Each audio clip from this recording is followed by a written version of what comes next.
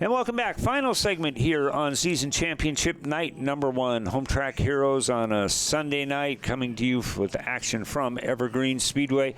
This segment is brought to you by Speedway Chevrolet. Visit Speedway Chevrolet and RV Center in Monroe for customized trucks, lifted trucks, work trucks, and Speedway Chevrolet can locate the truck that fits you best. Speedway Chevrolet and RV Center also wants your trade, and they'll buy or consign your vehicle or RV and take the hassle out of selling it on your own. So Speedway Chevrolet, a big part of what we do out here at the track. Steve, it's going to be interesting to see Kenny Erickson been committed to that top groove, you know, for the first 7 laps, doing a great job.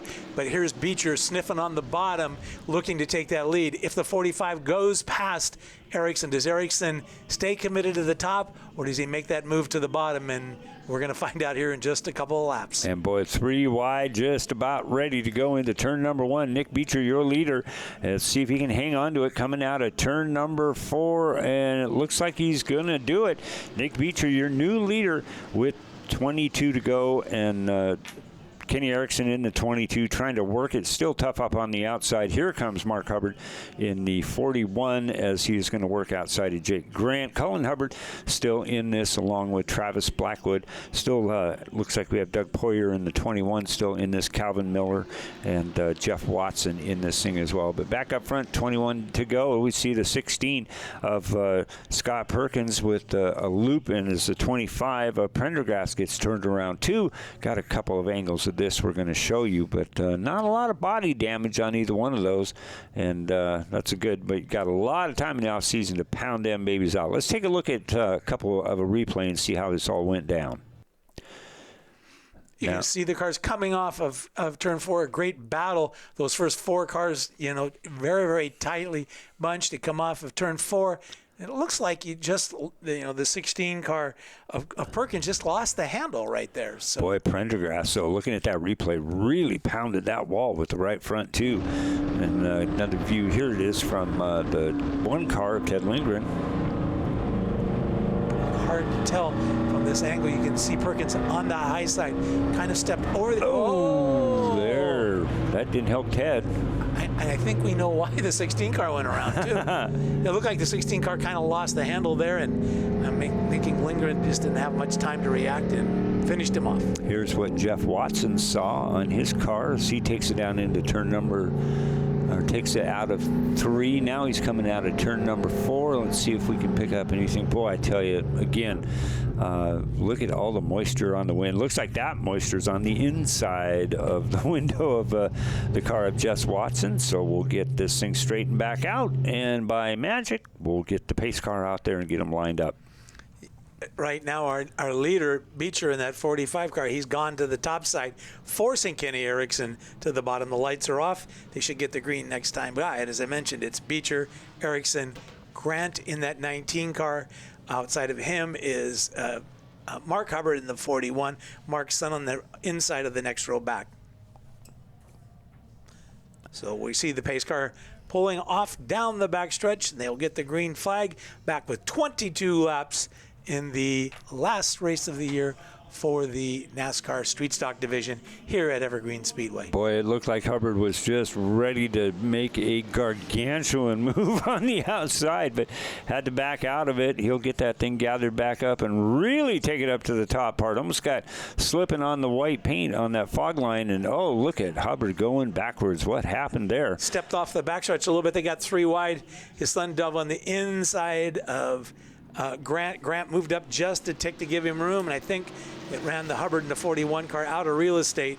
But no panic. He'll just go back to work, get those elbows up, and drive the crap out of that 41 car. Nick Beecher off the top of turn number 2, just a little bit off the top of the racetrack in his number 45 Oberg filter car, as he will search for his first win, obviously, of 2021, but his first year or first win in a NASCAR street stock, which he has been working so hard for.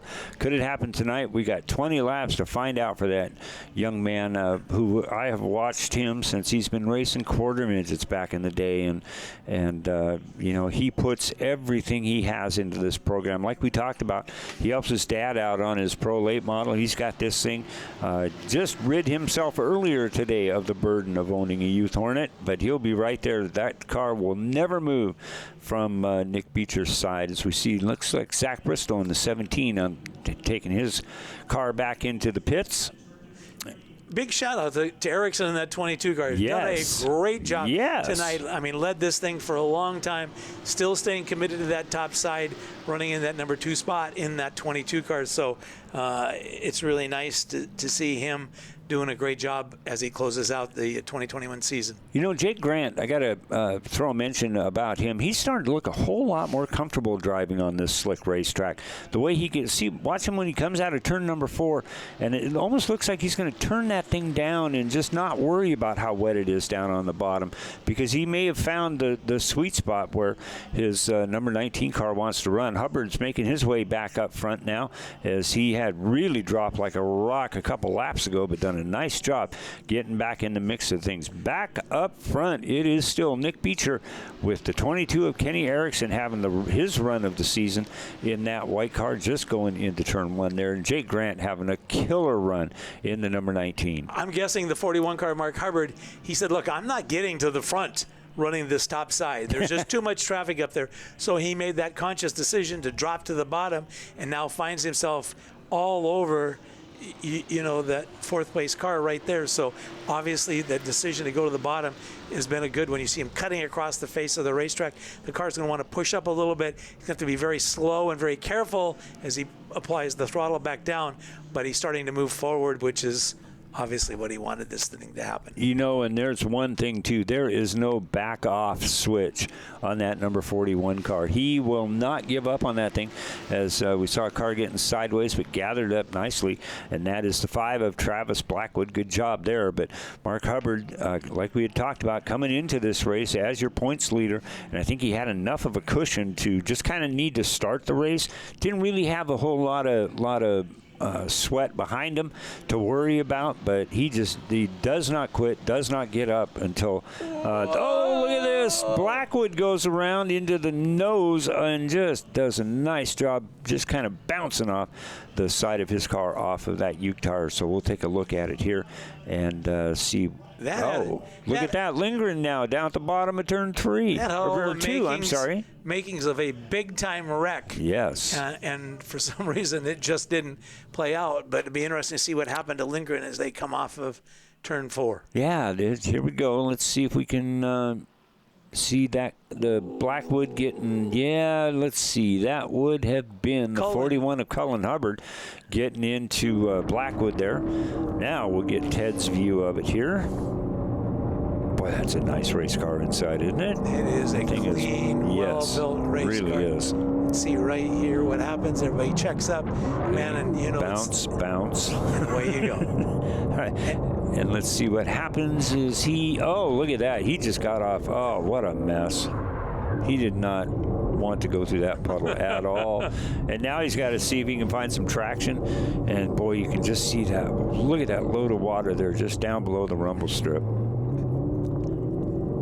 Very Spartan race car, though. You can see the cage, not a lot of ancillary things, a couple of gauges right there, so he can keep track of what's going on, attack, and he's on his own from there on out. Okay, we are now back inside the car of Jeff Watson in his number 51 stack design and construction car to get his angle on things. This is well after it all happened, so we're going to go back and get this thing restarted here, wrap up the 2021 season with 13 laps to go. Still Nick Beecher in the number 45 in spot number 1, Kenny Erickson in spot number 2, and he has, I don't think, been out of either the lead or second place all race long.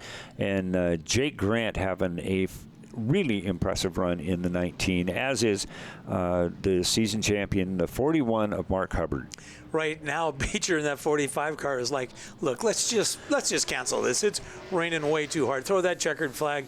I'll take my victory and head off to the garage for the winter. But there's 13 more laps to go. Erickson back on the inside. He's going to give it all he's got. Grant 19, and you can't ever count out the 41 of Mark Hubbard. You cannot. All right, let's get this thing back underway. 13 to go, and it is going to be Nick Beecher working the outside. Kenny Erickson down on the bottom.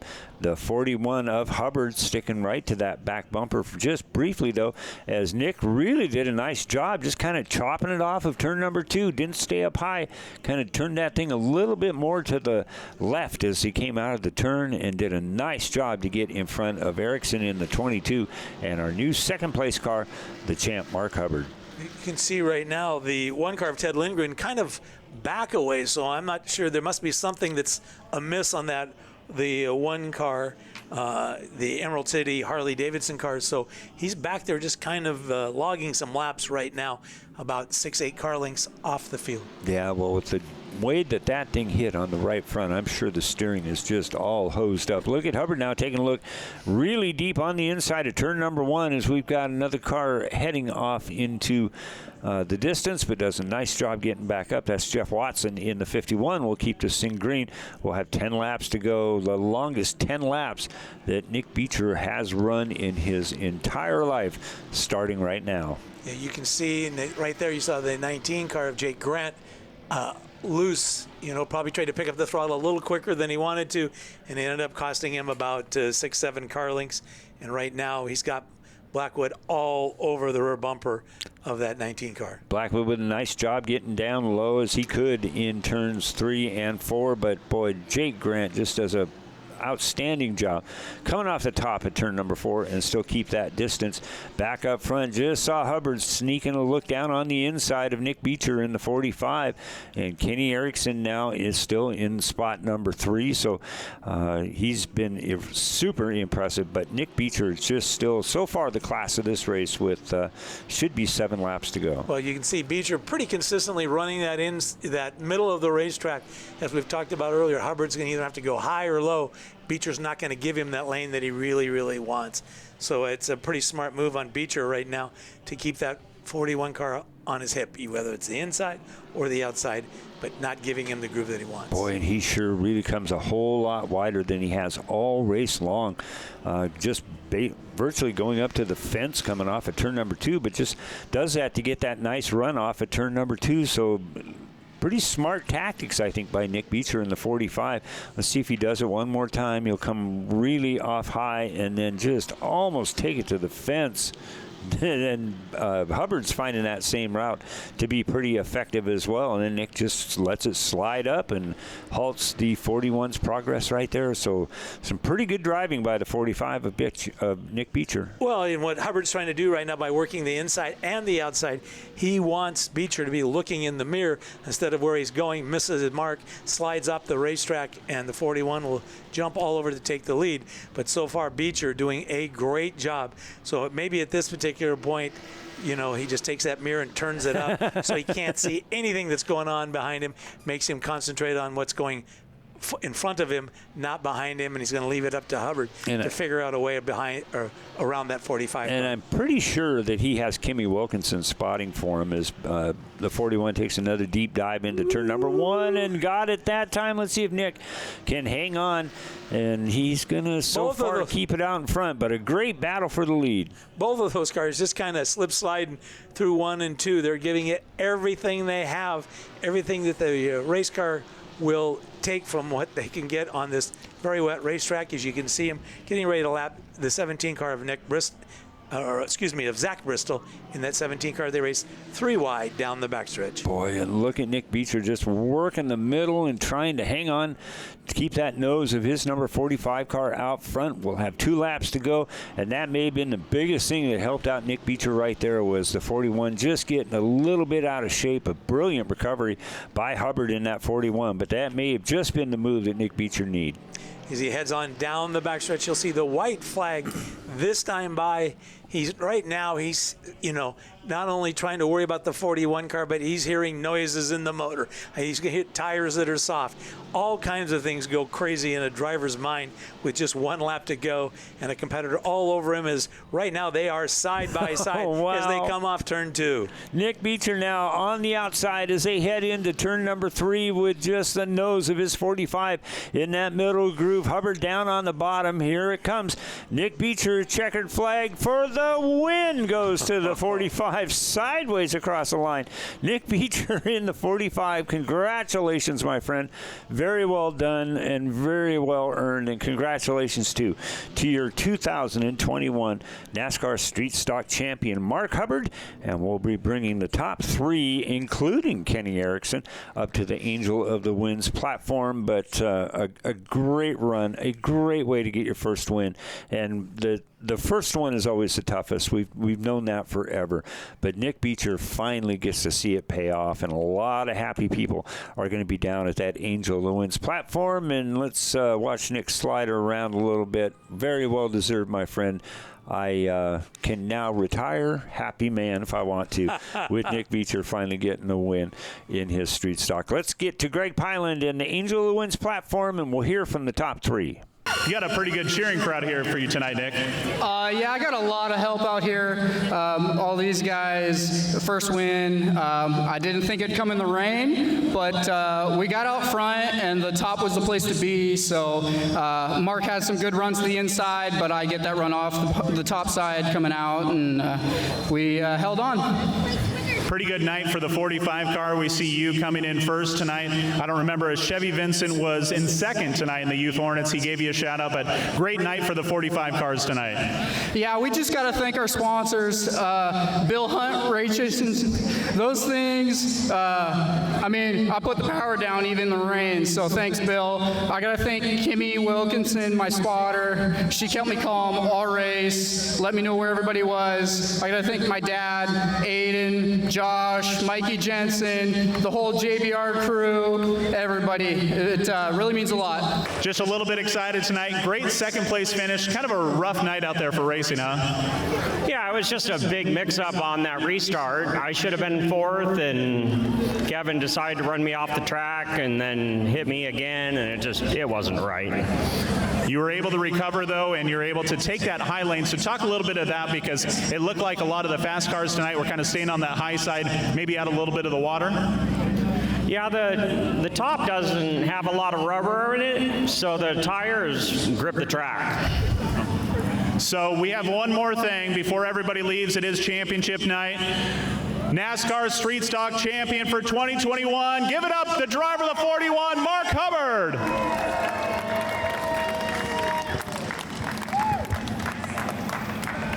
All right, Mark, so last little bit of business. Tell us about the sponsors that help you get here and all season long. Let's Cancer for Kids, Pediatric Cancer Awareness Month, Tom Allen at Interstate Batteries, and all battery sales and service. They support our team forever. Rick's Chevron, Rick's Tire and Service, Bullseye Auto Glass, Lawn Doctor, my mom, my dad. I have the best crew. My girlfriend, Galena. This is just awesome. So great race tonight. Came in third on a rainy night. It looked like you guys had a few issues out there tonight, but you were able to get onto the podium. Yeah, it was really slick out there, but I was having a lot of fun. I'd like to thank my parents, my wife, and AFC Forestry for coming on board the last 2 races. Well, it's good to see. Finally, Greg Pyland almost looks eye to eye to somebody there in his interview with the 22 of Kenny Erickson. So congratulations, Nick. So happy for you. You know, the top 5 in points, it's Hubbard, number 1. Ted Lindgren, your champion from last year, number 2. Nick Beecher slides into that number 3 spot. Cullen Hubbard, the 4th in points, and also your Rookie of the Year. And Jay Grant rounds out that top 5. All right, we are wrapping up real quick for season championship night number 1 coming up next week on Home Track Heroes right here on CW11. Championship night number 2 with our Granite Super Sprint cars, our mini stocks, our T-Mobile mini stocks. The Evergreen Legends will be here along with our Interstate Battery Hornets, our Super Stock Figure 8s, our Monroe Grocery Outlet Super Stock Figure 8s, and the Outlaw Figure 8s will be coming up on that night as well.